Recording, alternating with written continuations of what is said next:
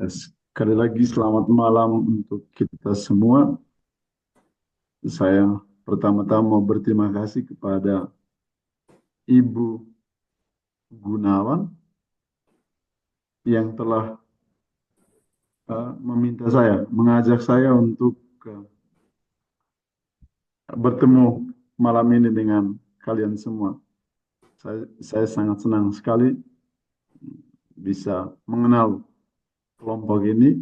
Kalau dengan Ibu itu sudah sempat ketemu, kalau tidak salah beberapa bulan lalu saat Ibu datang ke sini untuk berziarah.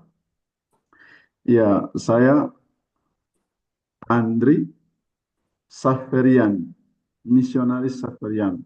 Kami ada di Jogja, Jakarta, dengan beberapa kota di Sumatera, Pekanbaru, Padang, juga di Aiknabara, Sumatera Utara. Ya, sekarang saya berada di Salerno, itu sekitar 70-an kilometer dari kota Napoli. Saya tetangganya Suster Meli, dia sekitar 20-an menit dari saya. Ya, kita sering ketemu. Eh, saya di Salerno sudah, ini tahun ke-8. Saya menjadi misionaris di sini setelah ditabiskan tanggal 30 Agustus tahun 2016. Dan sekarang saya masih di sini bersama 3 orang konfrater, pastor. 2 orang Italia, satunya orang Kamerun, dan saya sendiri. Saya berasal dari Nunang, itu sekitar 2,5 jam dari kota Labuan Bajo, Manggarai Barat, Flores Barat. Yaitu sekitar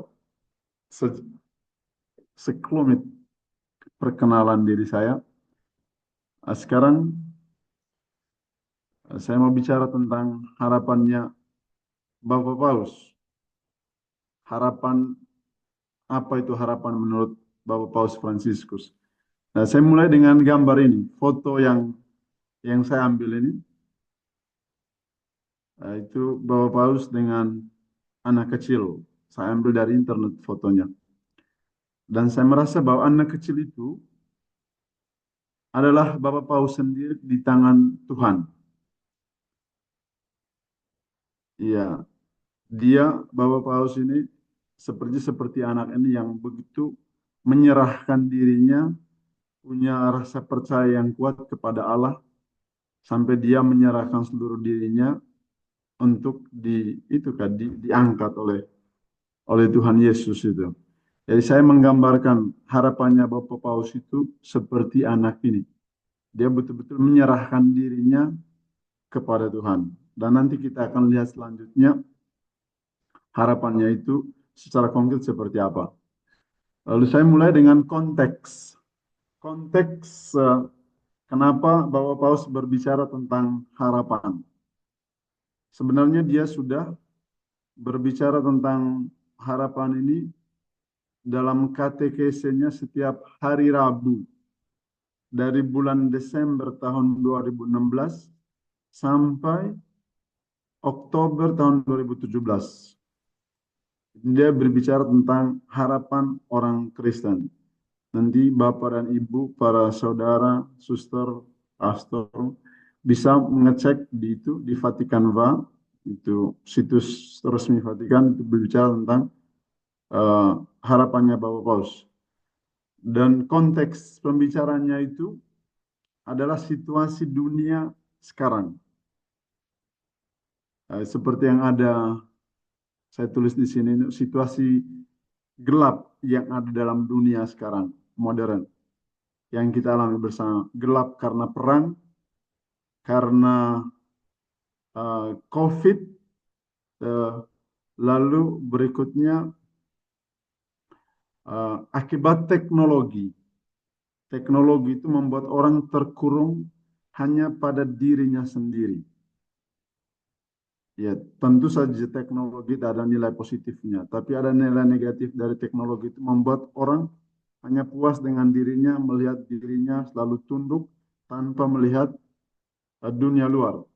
Gelap yang dimaksud itu adalah itu tadi, gelap karena perang, akibat perang, gelap karena manusia justru menciptakan alat untuk menghancurkan sesama yang lain dan menghancurkan bumi. Itu gelap. Lalu kemudian suasana gelap karena COVID, kita semua mengalami situasi COVID. Nah, dalam gelap apa yang kita inginkan dalam kehidupan kita tuh, ketika kita berada dalam gelap berarti kita mencari cahaya, mendambakan cahaya. Saya berasal dari kampung, yaitu di tempat saya itu listriknya baru ada beberapa tahun terakhir. Tapi sebelumnya tidak ada listrik. Kita butuh lampu pelita. Dan malam itu kalau keluar, kalau pergi kunjung ke rumah teman, ke tetangga, harus pakai senter atau pakai lampu. Dan tidak bisa jalan begitu saja. Meskipun mata kita terang, tapi kita tidak bisa melihat jalan atau siapa yang di sekitar kita. Jadi butuh lampu, butuh cahaya.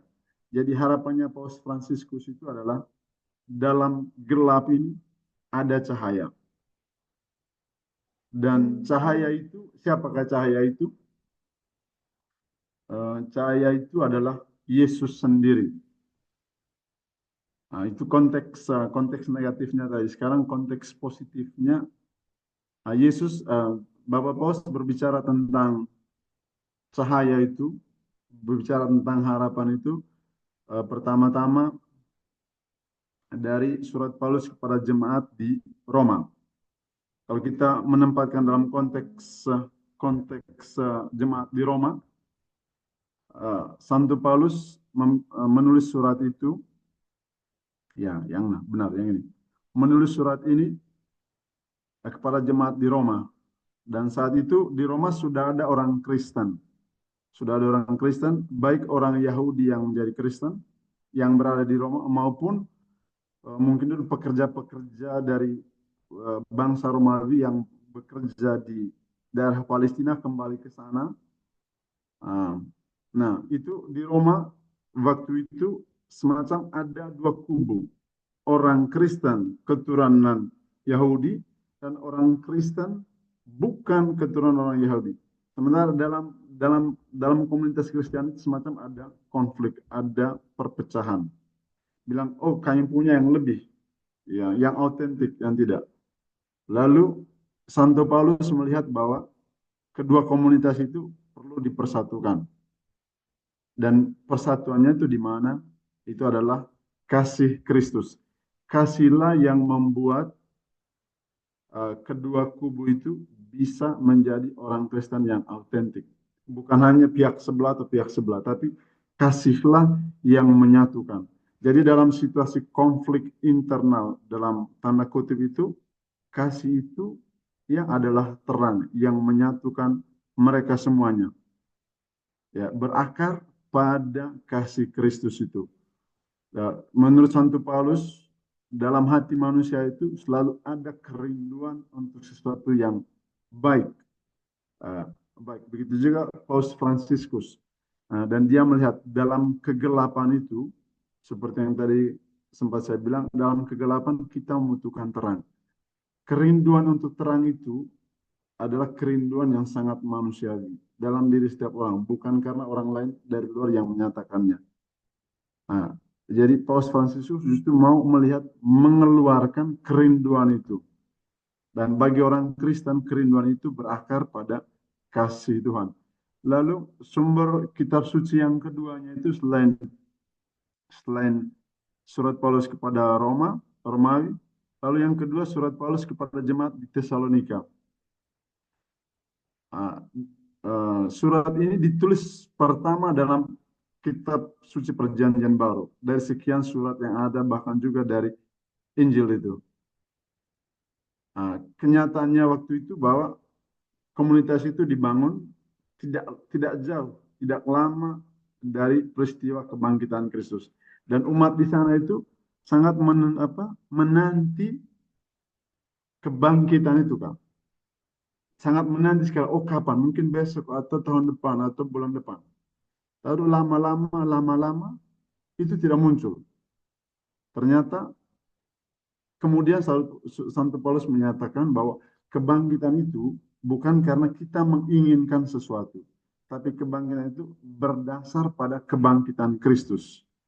Jadi tolak ukur penantian akan kebangkitan itu ada akan cahaya, akan harapan itu karena bukan karena keinginan bahwa sesuatu akan terjadi, tetapi berangkat dari sesuatu yang sudah terjadi, yaitu bahwa Yesus sendiri telah bangkit. Itu adalah sumber pengharapan, itu adalah sumber kebangkitan bagi mereka pada saat itu.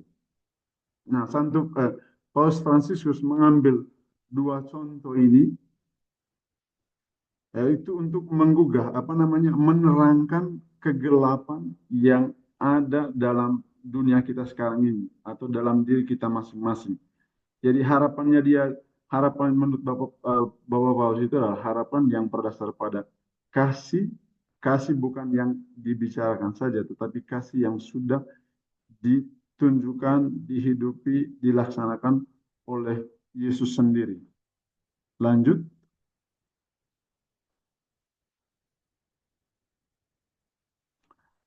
Oke, lanjut. Bisa. Oke.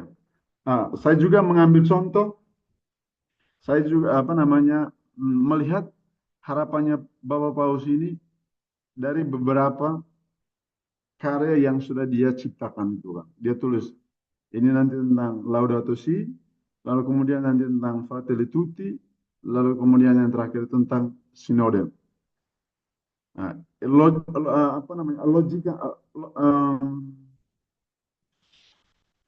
ya yang mau disampaikan oleh Paus itu seperti tadi tuh. Dunia ini gelap, kegelapan tadi itu karena dalam arti juga dalam situasi ekologi. Mungkin di mana-mana sekarang terakhir itu banjir di Valencia, di Spanyol itu, atau mungkin di tempat kita itu hujan di mana-mana, bahkan di tempat yang dulu tidak ada banjir. Ya, itu semua gejala karena bumi kita sedang sakit. Bumi kita sedang berteriak dan itu adalah gelapnya, situasi gelapnya di dunia ini atau di zaman sekarang. Maka dalam kegelapan itu, apa yang dibuat oleh Paus Fransiskus, dia menulis ensiklik Laudato Si. Dia menulis bahwa lihat bahwa bumi kita sedang menderita. Maka kita butuh terang, butuh dirawat, butuh uh, katakanlah dokter, butuh obat dalam situasi yang gelap ini. Nah, di hadapan jeritan bumi ini, di hadapan jeritan ekologi, dia menulis. Dan dia untuk menunjukkan terangnya itu, dia menganggap bahwa bumi itu adalah saudari, bahkan adalah rumah. Rumah. Kalau diperbandingkan, sekarang kita membakar rumah kita sendiri. Dan Bapak Paus dengan ensiklik ini dia mau menyatakan bahwa harapan itu ada ketika kita pelan-pelan merawat rumah kita ini, kita pelan-pelan merawat bumi sebagai saudara dan saudari kita. Ketika saya menganggap satu yang lain sebagai saudara, maka saya tidak mengeluarkan kata-kata kotor, tidak melakukan kekerasan terhadapnya, tapi merawatnya. Dan kata kunci yang digunakan oleh Bapak Paus dalam ensiklik ini adalah perawatan itu. Cura della casa comune, katanya orang sini. Cura. Lalu menganggapnya sebagai saudari. Itu adalah cara Paus Fransiskus untuk menunjukkan harapannya. Dan dia tidak hanya mengajak orang untuk berbuat seperti itu, terus tidak hanya mengajak orang untuk berpihak pada ekologi, tapi dia sendiri juga. Coba kita bayangkan cara dia ketika dia berkunjung ke negara-negara itu, dia tidak menggunakan pesawat pribadi, itu tidak pesawat khusus, tapi dia mengikuti pesawat komersial.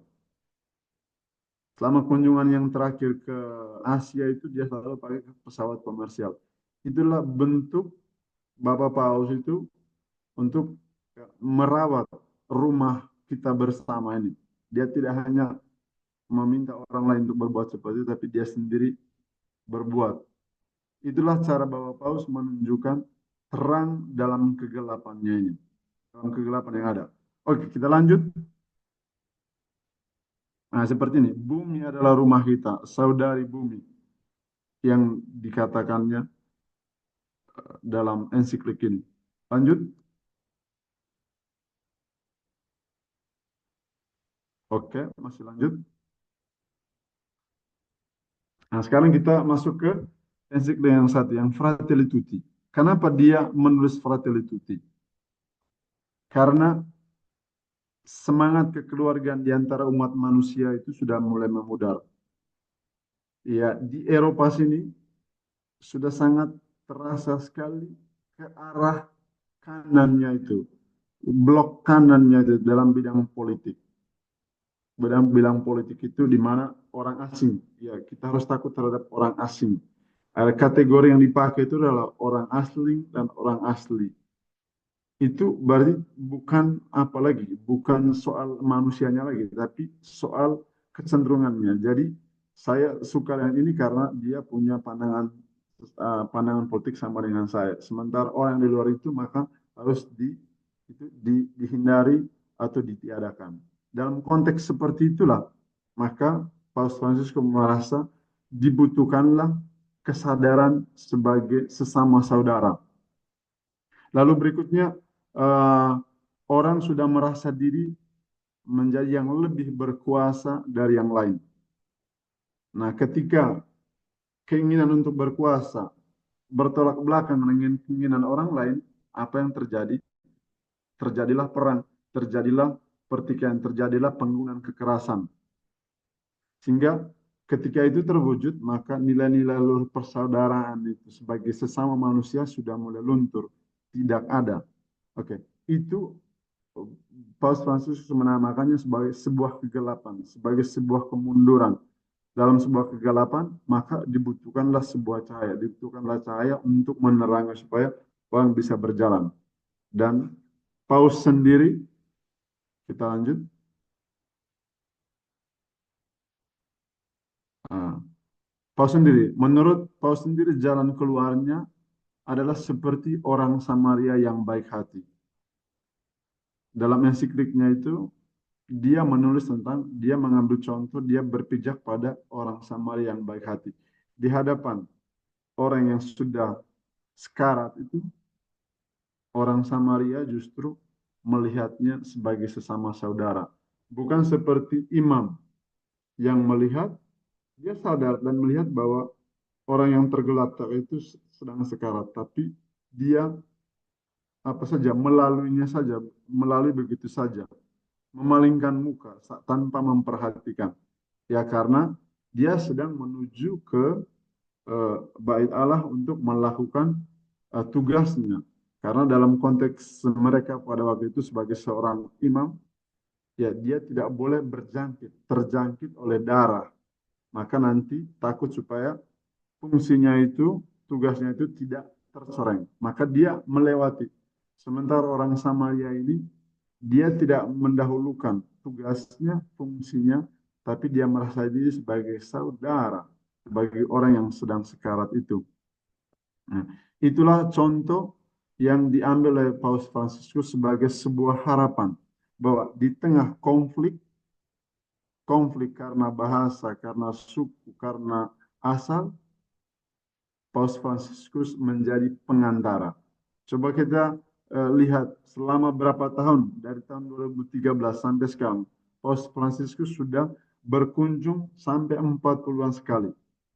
Itu adalah cara dia menjadi harapan itu, menjadi perantara bangsa-bangsa, menjadi perantara suku, menjadi perantara antara umat beragama. Ya, dalam situasi konflik karena kepentingan, Paus Fransiskus justru mempertemukan mereka. Jadi harapannya Paus Fransiskus itu adalah selain Yesus sendiri, maka dia sendiri adalah menjadi sumber harapan itu dengan selalu pergi berkunjung. Kita masih ingat pertemuannya dengan imam uh, itu yang di Mesir itu kan. Lalu terakhir dengan imam masjid di Indonesia. Ya, foto antara Paus Fransiskus dengan imam Istiqlal itu, ketika imam Istiqlal mencium kepalanya Paus Fransiskus dan atau sebaliknya, itu yang dikomentari oleh orang sini. Karena dua-duanya berpakaian putih waktu itu. Tapi mereka bilang, wah, betapa indahnya uh, orang beriman itu seperti ini kan, menjadi perantara, bukan pertama-tama karena keyakinannya oke itu, tapi juga sebagai manusia yang selalu mencari dialog, mencari pertemuan, berjumpa dengan orang lain. Itulah sebabnya coba kembali sedikit ke belakang. Oh, maju, maju lagi. Oke, inilah. Jadi Paus Fransiskus bersumber pada cinta kasih, bersumber pada Yesus itu sendiri, dan dia menjadi harapan di tengah konflik, dengan selalu berkunjung. Meskipun usianya sudah 80 sekian tahun, itu karena dalam hatinya itu ada kasih, ada cinta kasih, jarak lalu usia tidak menghalanginya untuk membangun jembatan, untuk bertemu dengan orang lain. Sikapnya inilah yang keluar, bertemu orang yang beragama berbeda, orang dari suku berbeda, disitulah dia sendiri yang menjadi harapan. Jadi bagi Paus Fransiskus harapan itu, iya, Yesus itu sendiri, tapi dia sendiri dengan caranya, dengan cara hidupnya. Kita lihat ketika dia mencuci kaki para napi di penjara. Lalu kita lanjut. Nah, lalu yang terakhir ini tentang sinode para uskup. Sinode para uskup. Mungkin kita tanya, mana soal harapannya di sini? Harapannya di sini justru berangkat dari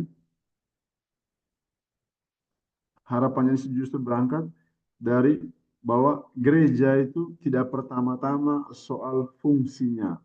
Ada yang kaum hierarkis, lalu awam. Tidak pertama-tama soal itu. Tetapi yang pertama itu adalah sebagai umat Allah. Dalam bahasanya orang sini adalah popolo di Dio. Itu merasa diri sebagai umat Allah. Itulah yang pertama. Umat Allah karena dibaptis. Lalu kemudian baru ada peran-perannya. Ada yang menjadi guru, pengajar, yang menjadi imam, lalu kemudian ada yang menjadi umat. Tapi dasarnya itu semua adalah bahwa kita sama-sama umat Allah. Jadi umat Allah yang itu yang menyatukan kita, yang membuat kita bisa duduk satu sama lain. Coba kembali sedikit ke belakang. Ada gambarnya itu. Nah itu. Lihat Bapak Paus. Lihat Bapak Paus duduk di sekeliling meja dengan para uskup. Juga mungkin ada awam. Di meja-meja lain itu ada awam. Bagi saya ini adalah gambar yang sangat menunjukkan bahwa Bapak Paus di situ selain sebagai Paus, tapi dia merasa diri sebagai umat Allah, bagian dari yang lain. Sementara masih ada dalam gereja itu yang sangat kental sekali justru menunjukkan bahwa yang kaum hierarkis lebih tinggi daripada kaum awam. Oke, dalam fungsi itu ada, tapi dalam identitas kita sebagai anak Allah, sebagai umat kita semua sama, terutama dari pembaptisan. Dan itu adalah harapan, terutama ketika di Eropa sekarang kekurangan panggilan. Maka kaum awamlah itu diberdayakan supaya bisa mengambil bagian dalam kehidupan gereja. Kalau sebelumnya kan bilang, oh di paroki itu hanya tugasnya paroki, pastor paroki yang semuanya harus berpikir, harus harus apa sudah namanya, harus memikirkan, harus mengorganisasi ini itu, lalu kita yang umat kita tinggal hanya buat ini, buat itu ikut. Nah, sementara dalam cara berpikirnya Paus Fransiskus, paroki, gereja itu adalah milik semua umat, sehingga semuanya harus mengambil bagian. Dan bagi saya ini adalah harapan yang sangat besar sekali bagi gereja. Itu juga alasan mengapa banyak orang di Kuria Romana itu yang tidak suka dengan Paus Fransiskus karena gebrakannya ini semacam apa namanya eh, semacam mengambil perannya orang-orang penting tertentu. Sebenarnya Paus Fransiskus justru menekankan umat Allah. Kita sederajat karena sesama dibaptis dalam nama Bapa dan Putra dan Roh Kudus. Jadi yang pertama itu adalah dididik sebagai umat Allah. Setelah itu baru kemudian ada hierarkinya. Jadi ini adalah harapan untuk gereja pada zaman sekarang. Bahwa semuanya itu merasa dilibatkan, diperhatikan, diberi tempat. Meskipun dalam beberapa aspek itu ya tetap bagaimana tradisi itu tetap seperti juga yang dibahas dalam sinode terakhir itu ada beberapa poin penting kritis yang terus apa namanya disesuaikan, bukan disesuaikan tetapi tetap dipertahankan meskipun dengan tantangan-tantangan. Tapi itu adalah hidup gereja di zaman sekarang. Nah, seperti di awal juga tadi dalam dalam bola dalam suratnya untuk tahun jubileum ini, Paus Fransiskus justru mengutip salah satu poin dari dokumen Konsili Vatikan kedua itu yang menyatakan bahwa penderitaan orang sekarang ada penderitaan gereja juga. Maka gereja dipanggil justru untuk mengubah penderitaan itu dalam terang Injil. Ya, termasuk tadi itu poin-poin kritis yang diminta oleh dunia sekarang untuk senantiasa diperbarui. Kita menuju ke yang bagian terus ke belakang.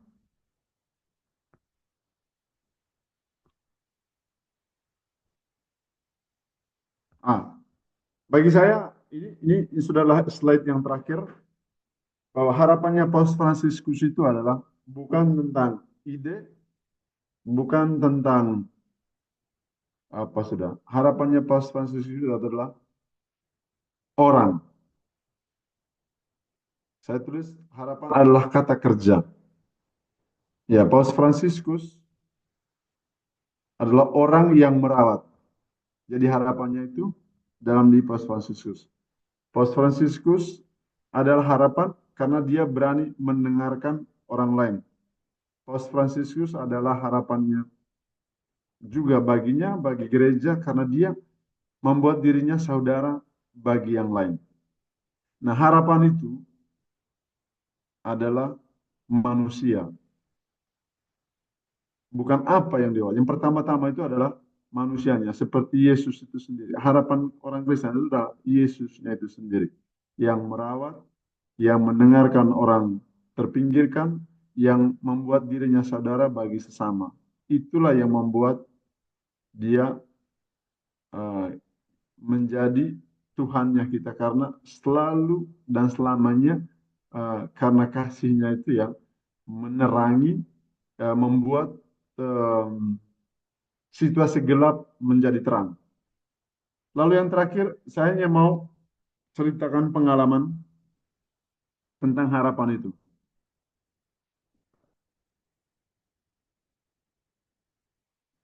Salah satu kegiatan kami di komunitas ini adalah menerima orang-orang gelandangan selama musim dingin, selama 6 bulan. Itu seperti sekarang, kami sudah mulai dari tanggal 9 lalu sampai nanti bulan April tahun depan. Dan kegiatan ini kami buka 15 tahun lalu oleh para pastor pendahulu juga para awam pendahulu. Saat itu di provinsi ini sama sekali tidak ada pelayanan terhadap orang-orang gelandangan di sini. Sama sekali tidak ada. Lalu melihat situasi itu, melihat bahwa tidak ada pelayanan terhadap mereka. Lalu sudah banyak kaum gelandangan waktu itu. Maka awamnya kami dan juga para pastor mengatakan, coba kita jadikan rumah kita sebagai rumahnya juga bagi mereka. Bagi kaum gelandangan meskipun hanya di malam hari selama 6 bulan setahun, tidak apa-apa. Dalam perjalanan waktu itu, ya mereka hanya mau menjawab kebutuhan yang ada. Dalam perjalanan selama 15 tahun terakhir, justru 2-3 apa sudah namanya center sudah terbuka, sudah dibuka karena jumlahnya semakin banyak, lalu orang semakin sadar akan pentingnya pelayanan seperti itu, maka dari keuskupan juga dari pihak provinsi juga membuka beberapa rumah yang lain. Bagi saya ini adalah contoh harapan, bahwa harapan itu ditanam tanpa tahu nanti kapan ada hasilnya, tetapi tetap ditanamkan seperti biji gandum yang ditanam dan mati maka menghasilkan buah. Jadi harapannya itu adalah, harapannya Paus Fransiskus itu adalah Yesus sendiri, tentu, gereja, dia sendiri, dan semua umat beriman. Jadi kalau kita bicara tentang harapannya Paus Fransiskus, tidak bisa terlepas dari seperti yang dia kutip dari dokumen Konsili Vatikan kedua itu, yaitu merasa bagian dari dunia. Ketika dunia dalam gelap, maka orang Kristen dipanggil untuk menjadi terang. Nah, ketika kita menjadi terang itu adalah harapan, cahaya dalam situasi yang gelap itu. Terima kasih.